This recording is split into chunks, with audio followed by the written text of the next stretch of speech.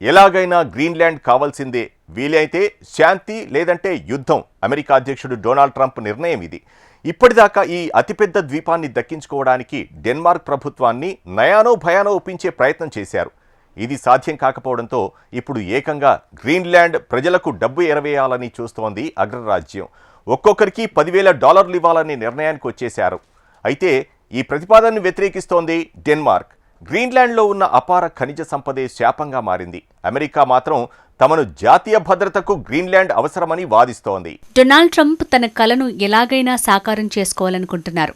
Venezuela అధ్యక్షుడు Maduro నిర్బంధం తర్వాత అమెరికా అధ్యక్షుడు గ్రీన్లాండ్ స్వాధీనం మీదే ప్రధానంగా దృష్టి నిలిపారు. గ్రీన్లాండ్ మాకు కావాల్సిందే. అమెరికా భద్రత దృష్ట్యా అది అత్యంత కీలకం. ఈ విషయంలో రాజీ పడే ప్రసక్తే లేదు అంటూ తన వైఖరిని స్పష్టం చేశారు ట్రంప్. ప్రపంచంలోనే అతి పెద్దదైన ఈ ద్వీపాన్ని ఎలాగైనా చేజిక్కించుకునేందుకు సామధాన భేద దండోపాయాలు ఉపయోగిస్తున్నారు. వీలైతే శాంతి, లేకుంటే యుద్ధమే అని ఇప్పటికే హెచ్చరికలు జారీ చేశారు ట్రంప్. ప్రపంచవ్యాప్తంగా సైనిక చర్యలకు ఆదేశించే అధికారం తనకు ఉందంటున్నారు. తనకు అంతర్జాతీయ చట్టాలతో పనిలేదని, ప్రజలు బాధపడటాన్ని తాను చూడలేనన్నారు. ఈ సందర్భంగా గ్రీన్లాండ్ స్వాధీనం చేసుకోవటం యుఎస్కు అవసరమని స్పష్టం చేశారు. అమెరికా జాతీయ ప్రయోజనాల కోసం గ్రీన్లాండ్ ద్వీపం చాలా ముఖ్యమంటున్నారు అమెరికా ఉపాధ్యక్షుడు జేడీ వాన్స్.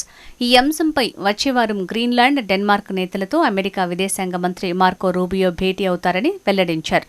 ఆ తర్వాతి వారంలోనూ తాము ఈ తరహాలోనే కొన్ని సందేశాలను ప్రైవేటుగా, ఇంకొన్ని సందేశాలను పబ్లిక్గా విడుదల చేస్తామన్నారు.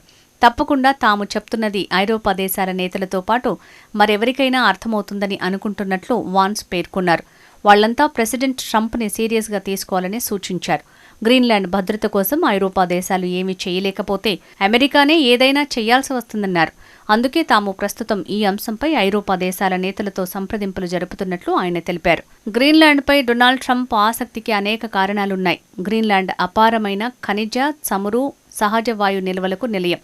అత్యంత అరుదైనవిగా ప్రకటించిన 34 ఖనిజాల్లో గ్రాఫైట్, లిథియం వంటి ఏకంగా 25 ఖనిజాలు గ్రీన్లాండ్లో అపారంగా ఉన్నట్లు తేలింది. అమెరికా ఈ ఖనిజాల కోసం చాలా కాలంగా చైనాపై ఆధారపడాల్సి వస్తోంది. గ్రీన్లాండ్ తమకు చిక్కితే ఇకపై ఆ ఖనిజాల కోసం చైనాను దేబరించే దురవస్థ ఉండదు అన్నది ట్రంప్ యోచన. యూరప్, ఉత్తర అమెరికా ఖండాలకు అది సరిగ్గా మధ్యలో ఉంటుంది. దాంతో అమెరికా సైన్యానికి వ్యూహాత్మకంగా ఈ ప్రాంతం చాలా కీలకం. రష్యా, చైనాల ముప్పు పొంచి ఉన్న నేపథ్యంలో ఇక్కడ ఖండాంతర క్షిపణుల ముందస్తు హెచ్చరికల వ్యవస్థ ఏర్పాటుకు కూడా ఇది అత్యంత అనువైంది. జాతీయ భద్రతా కోణంలోనే గ్రీన్లాండ్ను కోరుకుంటున్నామంటోంది US. This is something that presidents dating back to the 1800s have said is advantageous for America's national security. The president has been very open and clear with all of you and with the world that he views it in the best interest of the United States to deter Russian and Chinese aggression in the Arctic region.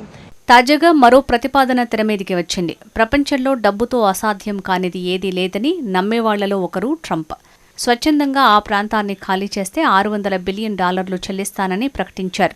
వాటి ప్రకారం Denmark నుంచి విడిపోయి యుఎస్తో కలిసిపోయేలా ఒప్పించేందుకు Greenland వాసులకు ప్రత్యక్ష నగదు చెల్లింపులపై Trump పరిపాలనా అధికారులు చర్చలు జరిపారు. స్వచ్ఛందంగా ఆ ప్రాంతాన్ని ఖాళీ చేస్తే ఇక్కడ నివసించే ఒక్కో వ్యక్తికి $10,000 నుంచి $1,00,000 మధ్య డబ్బు ఇచ్చేందుకు ప్రతిపాదనలు చేశారు. గ్రీన్లాండ్లో మొత్తం 57,000 మంది ప్రజలున్నారు. ఒకవేళ ట్రంప్ చూపే ఆశకు గ్రీన్లాండ్ ప్రజలు లొంగితే ఆ ప్రాంతాన్ని సునాయాసంగానే దక్కించుకునే అవకాశం ఉంటుంది. వీరికి అమెరికాలోకి వచ్చి స్థిరపడే ఆఫర్ కూడా ఇవ్వనున్నారు. కాగా ఈ ప్రతిపాదన ప్రాథమిక దశలోనే ఉంది. ఎలాంటి తుది నిర్ణయం తీసుకోలేరు. కాగా అమెరికా నగదు చెల్లింపు ప్రణాళికల్ని గ్రీన్లాండ్ నాయకులు తిరస్కరించారు. తమ ప్రాంత భవిష్యత్తును విదేశాలు నిర్ణయించలేవని గ్రీన్లాండ్ ప్రధాని జెన్స్ ఫ్రెడరిక్ నీల్సన్ పేర్కొన్నారు. నాటో దేశాలు కూడా యుఎస్ ప్రణాళికపై ఆందోళన వ్యక్తం చేశాయి. కాగా గ్రీన్లాండ్పై ట్రంప్ వ్యూహం మార్చడంతో డెన్మార్క్కు అంతా గందరగోళంగా ఉంది. డెన్మార్క్ నుంచి గ్రీన్లాండ్ను వేరు చేయటానికి చూస్తున్న ట్రంప్ను ఎదుర్కోవటానికి ఏం చెయ్యాలనే యోచనలో ఉంది డెన్మార్క్ ప్రభుత్వం. ట్రంప్ ప్రకటించిన ఆఫర్కు గ్రీన్లాండ్ ప్రజలు లొంగితే ఇక తాము ప్రత్యక్ష యుద్ధంలోకి దిగక తప్పదనే భయం పట్టుకుంది. అగ్రరాజ్యం అమెరికాను ఎదురించి నిలబడటం అంత ఈజీ కాదని డెన్మార్క్కి తెలుసు. పోనీ వేరే దేశాలేమైనా సాయం చేస్తాయా అంటే అది ఎంతవరకు జరుగుతుందో అనేది చూడాలి. రష్యా, చైనా వంటి దేశాలు డెన్మార్క్కు సాయం చేస్తే తప్పితే గ్రీన్లాండ్ను కాపాడుకోవటం డెన్మార్క్కు అత్యంత కష్టమేనని విశ్లేషకులు అంటున్నారు.